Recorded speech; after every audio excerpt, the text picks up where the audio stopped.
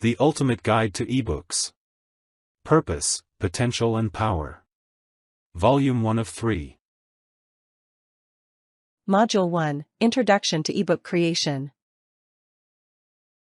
When we think about books, most of us picture the physical copies lined on shelves, with crisp pages to turn, but eBooks, well, they've really changed the game.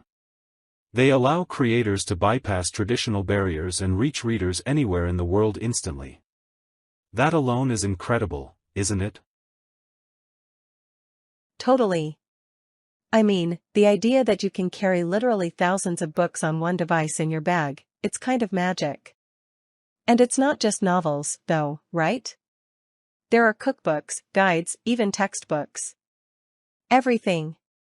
What makes ebooks so special compared to just PDF downloads? Great point. The magic lies in their versatility. Ebooks are reflowable, meaning the text adapts to any screen size, unlike PDFs, where you're stuck zooming in or out. And then there's the interactive element. You can have embedded multimedia like videos, audio clips, or even clickable links to additional resources. Wait, hang on, videos and books? That's wild. I didn't even realize ebooks could do that much. It's like they're part book, part app. Exactly. It's a completely different user experience. Take graphic designers or cookbook authors, for example. They can showcase their work in ways physical books just can't match. Imagine high-res food images with videos of preparation steps included. The possibilities are endless. Okay, but there's gotta be more to it than just extra bells and whistles. Like, why are people really going for ebooks now?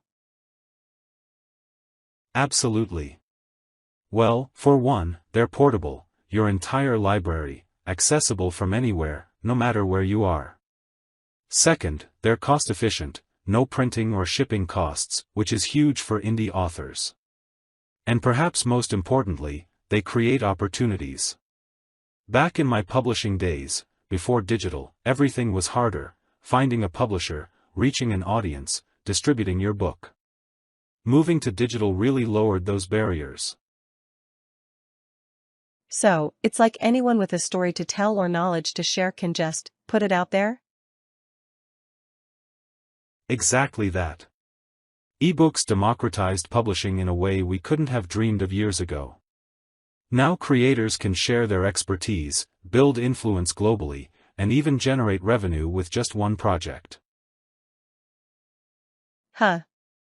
Sounds like it's more than a trend, it's almost like a toolkit for creators to grow their brand. And let's not forget sustainability. I mean, it's not like we're cutting down trees for these. Right. There's certainly a sustainability angle, too. And, of course, the digital format gives creators room for continuous updates, ensuring their content stays relevant. Print books, for all their charm, just can't offer that flexibility. So good, small changes, big impact. Alright, you've sold me. But remind me, how do you even decide the best format for these ebooks? I've heard about EPUB and Mobi, and like a million others. That feels a bit overwhelming. Good question, because choosing the right format is critical.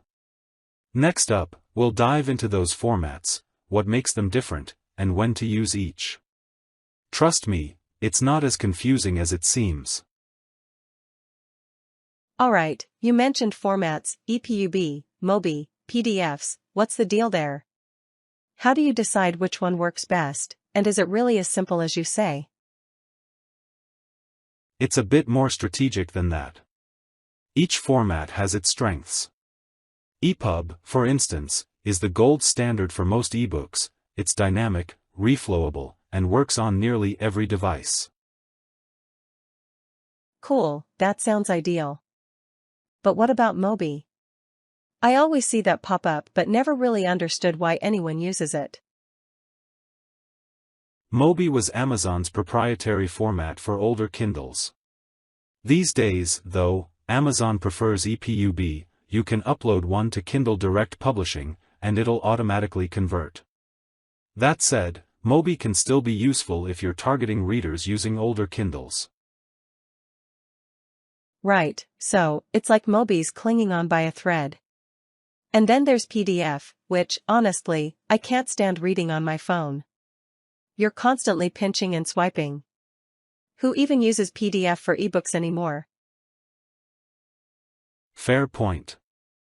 PDFs are better for fixed layouts, think user manuals or workbooks, where design consistency is key. But for reading on smaller screens, they're just uncomfortable. It's why EPUB works better for most ebooks.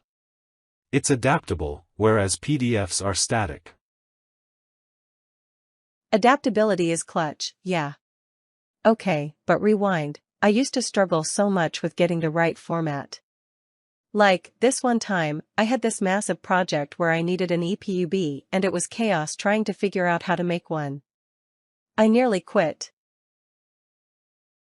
I can imagine. It's why tools make such a difference. If we're talking beginner-friendly options, something like Google Docs with an ePUB plugin can do the trick. But for more control, you've got Calibre to convert and tweak files. Calibre saved my life back then. I was fumbling with all these random tools, and when I found it, I was like, why didn't anyone mention this earlier? It made everything so simple. Exactly. And for those who need detailed layouts, tools like Canva or Adobe InDesign take things to another level. Canva, for example, is great for visual-heavy projects like cookbooks. But for professional layouts, InDesign is unmatched, though it can be pricey. So basically, there's a tool for everyone, whether you're broke or designing the next bestseller. Nice. That's the beauty of it. These tools allow creators to tailor their process to their project's needs. Do you need simple text?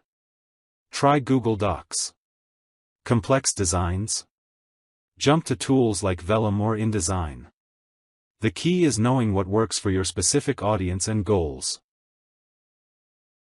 Makes sense. So once you've got the format locked and the tools sorted, it's just smooth sailing, right? Not quite, you've only climbed one hill. The next challenge is taking those great ideas and actually bringing them to market. Alright, so once you've picked the right tools and formats, it's all about execution. Take Sarah the baker, she really nailed it. From a cozy blog to a bestseller, all built around nostalgia and grandma's recipes. What a move. Absolutely. Sarah's story perfectly highlights the importance of targeting a niche. By focusing on holiday baking traditions, she tapped into a universal sentiment, nostalgia. It's relatable, it's specific, and it resonates deeply with her audience.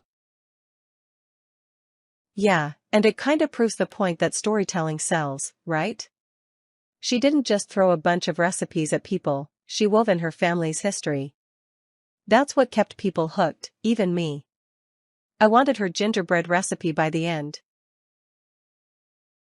Exactly, and it goes beyond just the content. Her marketing strategy was smart, too. Sarah used a lead magnet, a free chapter, to grow her email list before the book even launched. And then she teased the ebook on social media. That level of preparation is key to a successful launch. Right, because people want to trust what they're buying, especially in this crowded ebook space. And let's not forget pricing. That intro discount she did? Genius. Everyone loves a deal. Absolutely. And we can't ignore the platforms she used: Draft 2 Digital for distribution, Canva for visuals, everything carefully chosen to suit her needs and budget. Starting with accessible tools makes your workload manageable, especially if you're new to this world. For sure. But let me play devil's advocate for a sec. Don't you think there's a point where free tools kinda slow you down? Like, at some point, wouldn't it just make sense to pony up for something more premium? That's fair. Premium tools can save time and deliver more polished results. For instance, Canva's free version is great, but its limitations become noticeable when you're working on a big project like Sarah's cookbook. Something like InDesign, while pricier, could streamline the process, especially for fine-tuning layouts. Okay, I get that. But what about when you're just getting started? Spending a ton risks burning out if your project doesn't take off right away. Starting small feels safer, doesn't it? It does. And that's why finding the balance is so important. Start with free tools to draft and test your concept. Then, as your project gains traction, maybe even bring in some revenue, consider investing in more advanced software. It's about scaling thoughtfully. Smart.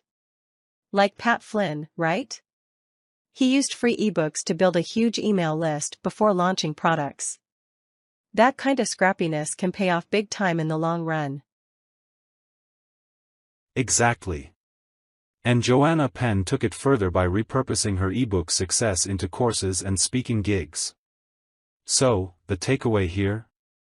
An ebook is never just an ebook, it's a gateway to greater opportunities. Totally. Whether you're a baker, a techie, or even a podcaster, getting it out there is what counts. Build, test, tweak. I love that Sarah kept it authentic and didn't overthink things. She grew by staying true to her niche, and it worked. Spot on. It's like we always say, you don't need to reinvent the wheel to succeed. Take what you're passionate about, figure out who it's for, and deliver with intention. The rest will follow. And on that note, folks, that's all for today. Thanks for tuning in, and remember, your big idea could be just one ebook away. See you next time. Take care, everyone. And happy creating. Thanks for watching. If you enjoyed this video, don't forget to like, subscribe, and hit the bell icon so you never miss an upload. Drop your thoughts in the comments below, we'd love to hear from you. Until next time, stay curious and keep learning. P.S. If you prefer more detailed info, you can grab a free copy of The Ultimate Guide to eBooks. Purpose, Potential and Power. Volume 1 of 3.